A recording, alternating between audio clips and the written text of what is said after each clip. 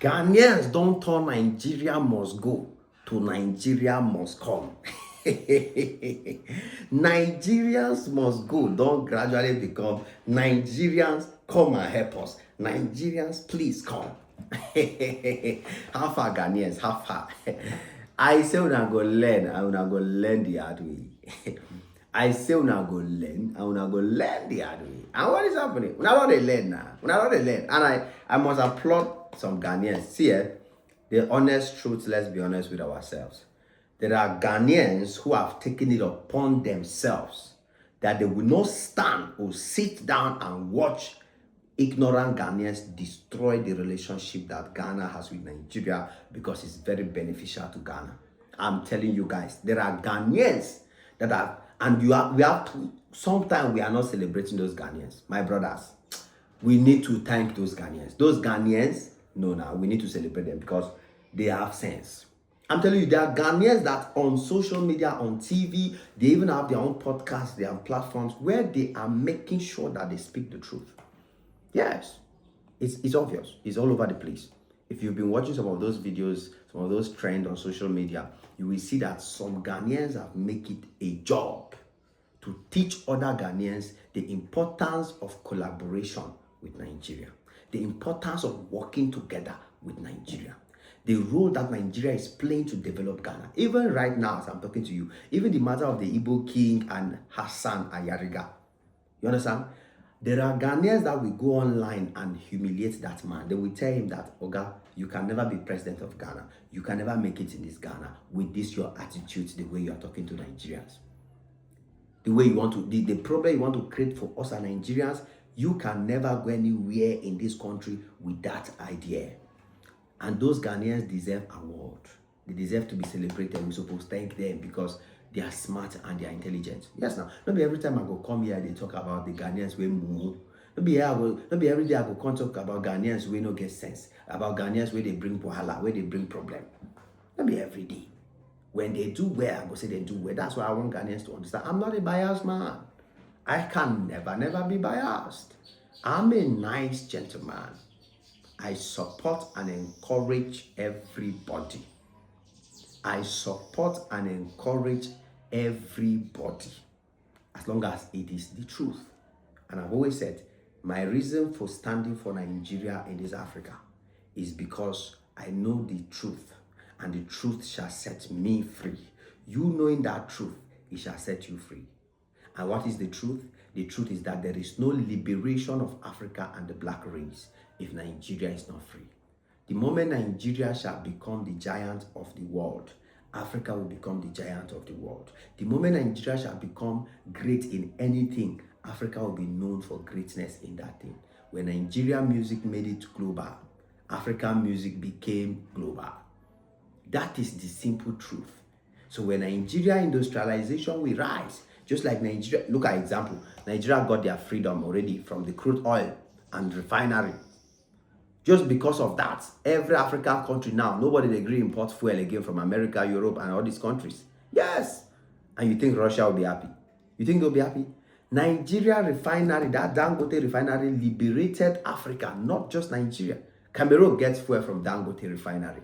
Ghana gets fuel from Dangote. How almost all African countries now get their fuel from Dangote refinery.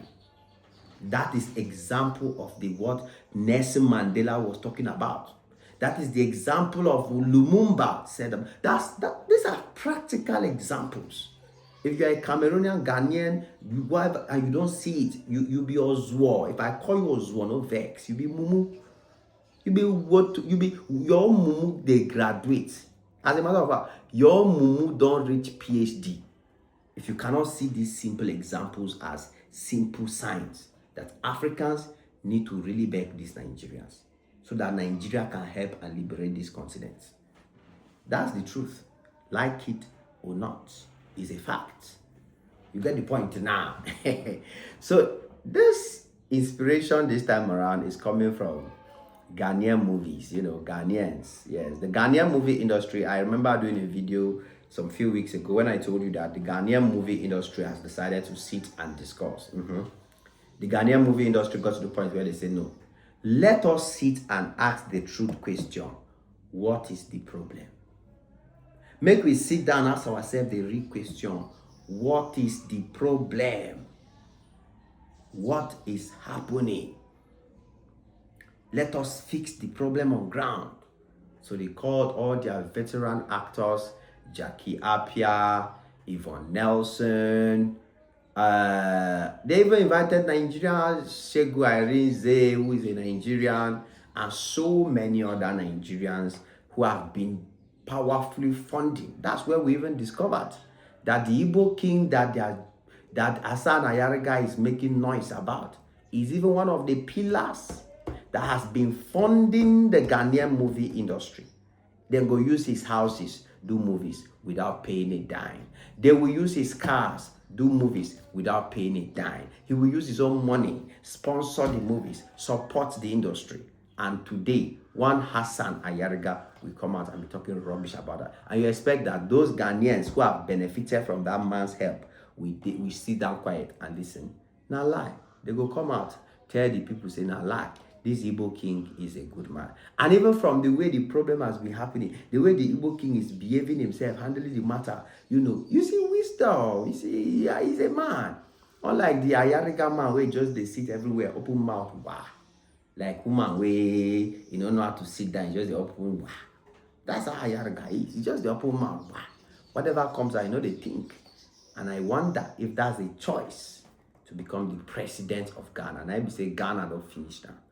If that's the kind of man, So it speaks volumes. However, the Ghanaian movie industry and many other sectors in Ghana have decided to sit back and see how they can, beg for forgiveness from Nigerians.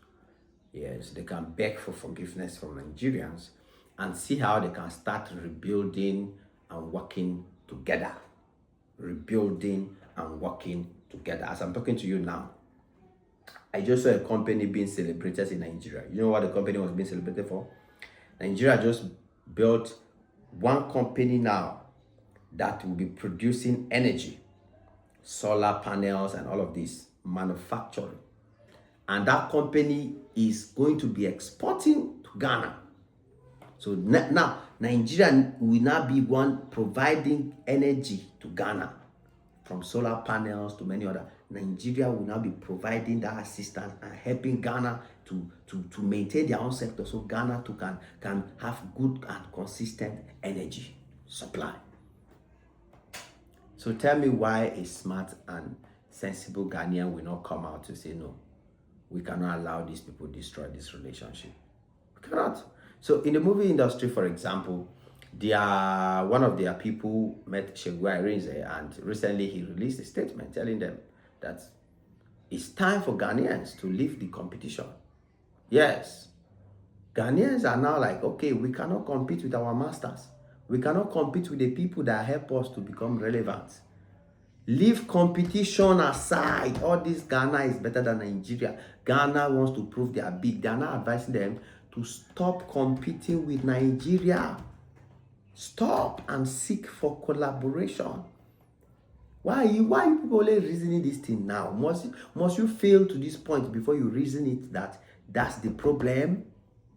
Like I said, the best country that has enjoyed collaboration and good relationship with Nigeria is Ghana. Honestly, no country has enjoyed. See, if Ghanaians were not people that are bringing Kearney mindset and competition mindset with Nigeria, today would have been talking a different thing in Ghana. All their musicians would have been on the same level with Nigerian musicians. Is it true? Yes. If Ghanaian musicians were not looking at Nigeria as competitors or trying to see how they can make Nigeria look small, I'm telling you, all Ghanaian musicians, they would have, at least 2 or 3 Ghanaian musicians would have been at least on the level of some big Nigerian musicians today. I'm telling you. But because they carry competition put for front, they carry competition, jealousy, envy put for front, Nigeria just they avoid them. Nigeria just they avoid them. If not, at least one Ghanaian artist for the level of Wizkid today. At least one for the level of Burna Boy, Davido, one. Because of Nigeria's support and help. But as they know they learn. Now the same thing started happening in the movie industry. they discover that, hey, we will be finished. We will completely be gone, long gone and forgotten. So now they are back begging that, let's see how we can end this competition. Let's see how we can stop quarreling. Let's see how we can start collaborating. Because Ghana cannot compete. There's nothing like competition. Ghana is a small boy, small girl, small country. Nigeria is just carrying them along. And they should be grateful for that. They should be thankful for that. They should never take that for granted. They made a mistake to do that, and it should never happen again. So I'm happy to see that some Nigerians still care, like Shegu Arize and so many other Nigerians, both in the business sector, in the music sector, in the movie sector. They are still willing to sit down, discuss with these Ghanaians, and see how the collaboration can continue. That's what we want in Africa, collaboration between Nigeria and Ghana. Let that collaboration continue going so that Nigeria and Ghana can continue growing and winning together. It is what it is. Your boy Aju Max on this one again. Smash the like button, smash notification bell. Come back anytime you're free, because there's always more beautiful and amazing videos just for y'all. God bless y'all. Cheers.